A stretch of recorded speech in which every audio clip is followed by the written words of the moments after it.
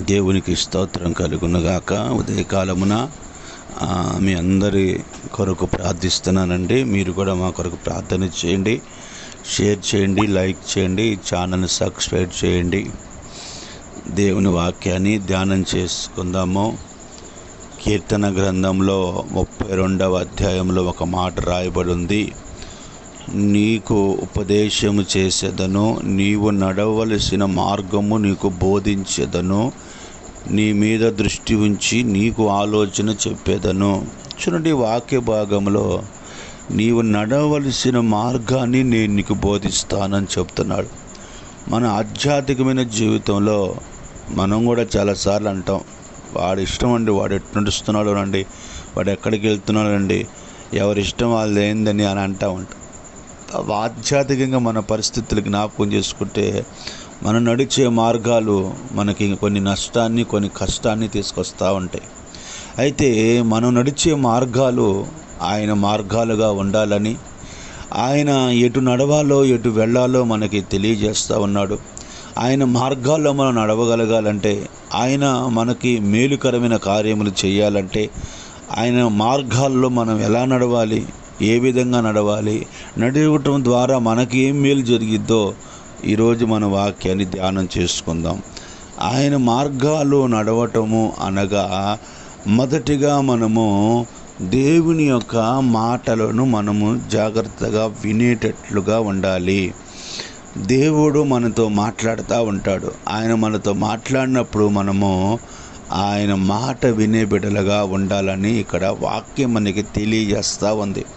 నా ప్రియమైన దేవుని బిడ్డలారా, నీ మార్గాలు ఎందుకు దేవుని మార్గాలుగా ఉండట్లేదు? నీ మార్గాలు అన్నీ సమస్యలు రావడానికి గల కారణము నువ్వు దేవుని మాట వినలేని స్థితిలో ఉన్నావేమో.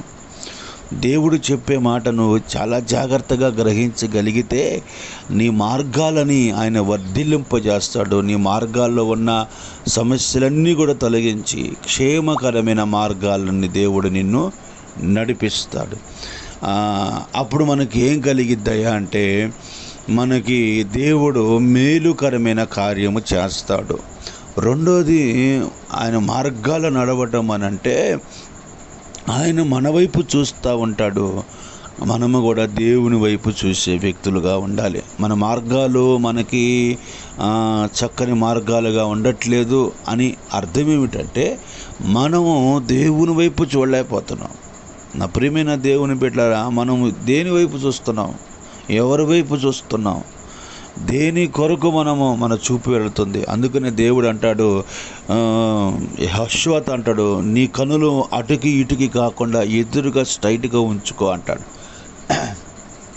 దేవుని వైపు మన చూపు ఉండగలిగితే మన జీవితంలో మన మార్గాలన్నిట్లో దేవుడు మనకి మేలుకరమైన కార్యాలు చేస్తాడు.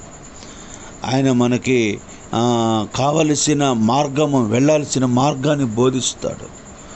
మనకి కలుగుతున్న ప్రతి ఒక్క ఆపదల నుంచి కూడా మనల్ని దేవుడు తప్పిస్తాడు.